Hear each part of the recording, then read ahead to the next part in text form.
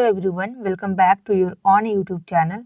तो ये channel class 10th वालों के लिए बहुत ही हेल्पफुल होने वाला है, बहुत ही हेल्पफुल होने वाला।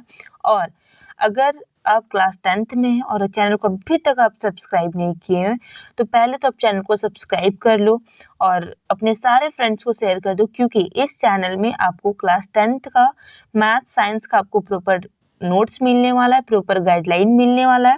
और एग्जाम के टाइम अगर टाइम मिला तो बाकी सारे सब्जेक्ट को भी किया जाएगा, ठीक है, बाकी सारे सब्जेक्ट को भी करवाया जाएगा।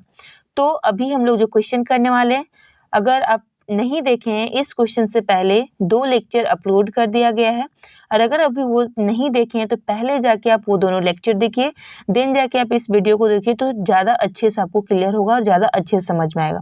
देखिए, और जितना भी लेक्चर आपको यहाँ पे प्रोवाइड करवाया जाएगा ना, आप उसका एक प्रॉपर नोट्स बनवाते जाइएगा, प्रॉपर नोट्स एक बनाते जाइएगा। वीडियो को पॉज करके आपको एक प्रॉपर नोट्स रेडी करना है, ताकि एग्जाम के टाइम पे आपको बर्डन ना हो। अगर आप प्रॉपर नोट्स बनाने के साथ अगर आप इस लेक्चर को देख लेते हो ना, तो विश्वास मानो एग्जाम के टाइम पे जो आप लोग शर्मा गेस्ट पेपर, विद्या गेस्ट पेपर ये सब कुछ लेते हैं, आपको लेने का बिल्कुल जरूरत नहीं पड़ेगा, क्योंकि बुक का ना एक एक लाइन आपके लिए नोट्स में रेडी करवाया जा रहा है। और एक एक लाइन नोट्स में जो है ना, वो आपके बुक का, ठीक है, बुक से बाहर, ठीक है, एक भी नहीं। और बुक का ऐसा कुछ भी नहीं है जो आपका इस वीडियो में छूटेगा, समझ रहे हो? मतलब बुक का निचोड़ है ये नोट्स, ठीक है। तो अगर आप वीडियो देख रहे हो तो आपको नोट्स भी रेडी करते जाना है। और अगर आपको पीडीएफ फॉर्म चाहिए तो जो आप इस चैनल की बायो में जाके आप देखना, वहाँ पे इंस्टा आईडी दिया हुआ है, उस इंस्टा आईडी को आप फॉलो कर लेना, ठीक है, उस इंस्टा आईडी को फॉलो कर लेना और वहाँ पे डीएम करना। आपको पीडीएफ का आपको पूरा प्रोसेस बता दिया जाएगा कि कैसे आपको पीडीएफ मिलेगा। तो चलिए, आज का जो हमारा क्वेश्चन है वो है कि वायु में जलाने से पहले मैग्नीशियम रिबन को साफ क्यों किया जाता है, ठीक है। तो क्वेश्चन ये है कि वायु में जलाने से पहले जो मैग्नीशियम रिबन होता है उसको साफ क्यों किया जाता है।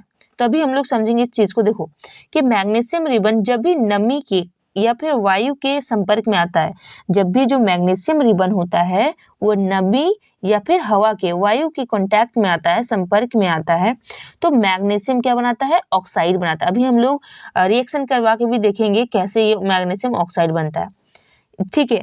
जो सफेद रंग की परत होती है, जो कैसा परत होता है? सफेद रंग की परत होती है, और यह परत मैग्नीशियम रिबन को जलने में रुकावट डालती है। जो मैग्नीशियम रिबन होता है जब नमी के या फिर हवा के संपर्क में आता है तो क्या बनाता है? मैग्नीशियम ऑक्साइड बनाता है, ठीक है। और जब मैग्नीशियम ऑक्साइड बनाता है तो वो क्या करता है, ठीक है, जब उसको फिर जलाया जाता है तो वो जलता नहीं है, मतलब जलने में क्या होता है? रुकावट मतलब डालता है, वो जलता ही नहीं। इसलिए जो मैग्नीशियम रिबन होता है उसको जलाने से पहले क्या किया जाता है? अच्छे तरीके से साफ किया जाता है। तो समझ में आया क्या मेन कारण है? मेन कारण ये है कि जब मैग्नीशियम जब ऑक्सीजन या फिर किसी भी नमी के कांटेक्ट में होता है तो क्या बनाता है? मैग्नीशियम ऑक्साइड बनाता है। और ये जो मैग्नीशियम ऑक्साइड होता है ये कैसे कलर का परत होता है? ये व्हाइट कलर का होता है। और जब ये व्हाइट कलर का क्या लग जाता है? रिबन में परत एक चढ़ जाता है, और जब ये परत चढ़ जाता है तो जलने में क्या होने लगता है? रुकावट डालती है। इसलिए जो होता है मैग्नीशियम रिबन को जलाने से पहले क्या किया जाता है? अच्छे तरीके से साफ किया जाता है। तो ये था हमारा क्वेश्चन का आंसर कि मैग्नीशियम रिबन को जलाने से पहले क्यों साफ किया जाता है।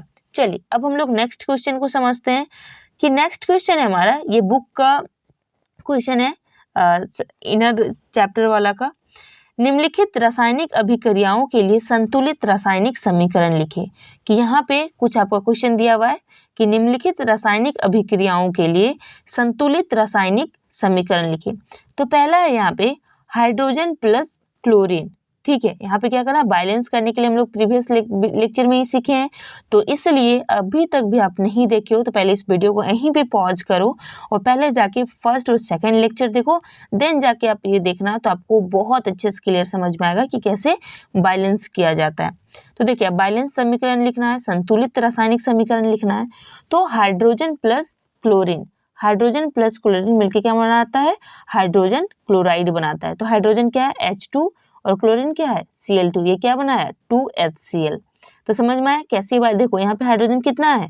2 है, यहाँ पे क्लोरीन कितना है? 2 है, ठीक है। तो यहाँ पे क्या बना था, अगर HCl लिखते तो हमको यहाँ पे क्या लिखना पड़ेगा, बैलेंस करने के लिए 2 लिखना पड़ेगा। और अगर हम लोग 2 नहीं लिखते तो देखो यहाँ पे हाइड्रोजन कितना है, 2 हाइड्रोजन है, यहाँ पे क्लोरीन कितना है, 2 क्लोरीन है। लेकिन यहाँ पे अगर हम 2 नहीं लिखते हैं सपोज, तो यहाँ पे क्या हुआ, हाइड्रोजन भी एक, क्लोरीन भी एक। तो क्या ये बैलेंस्ड है, ये बैलेंस्ड नहीं है। तो बैलेंस करने के लिए हमको यहाँ पे क्या लिखना पड़ेगा, 2 लिखना पड़ेगा। समझ गए। अब देखो यहाँ पे बेरियम क्लोराइड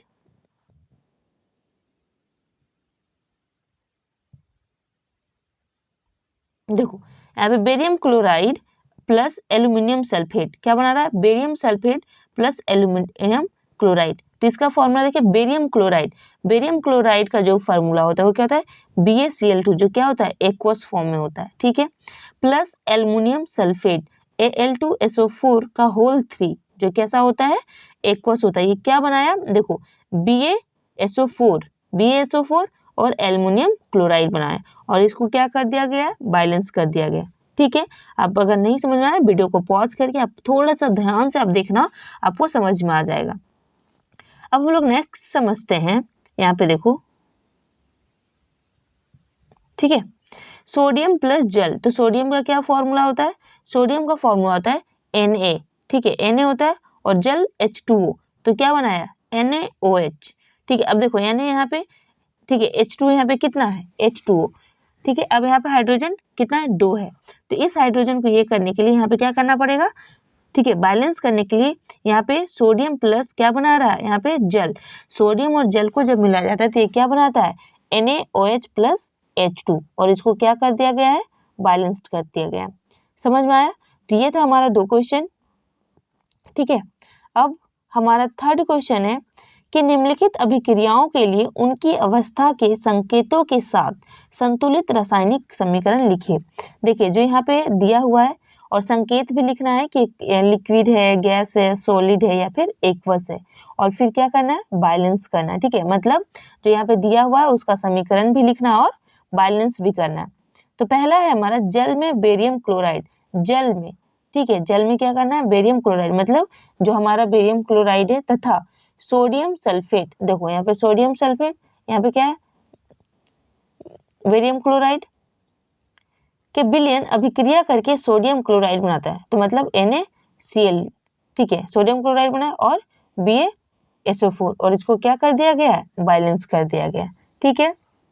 चलिए नेक्स्ट समझते हैं हम लोग, सोडियम हाइड्रोक्साइड का विलयन जल में हाइड्रोक्लोरिक अम्ल के विलयन।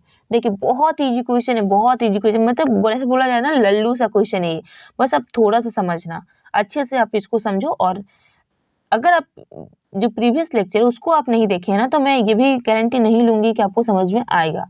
अगर आप चाहते हो कि आपको ये समझ में आए तो आप प्रीवियस लेक्चर जो दिया गया है प्लेलिस्ट में आप जाके चेक करो, 2 लेक्चर है, आप दोनों पहले देखो, इस वीडियो को पॉज करके पहले वो दोनों वीडियो देखो, देन जाके आप ये वीडियो देखो, तब मैं ये 100% आपको बोल सकती हूँ कि आपको बहुत अच्छे समझ में आ जाएगा।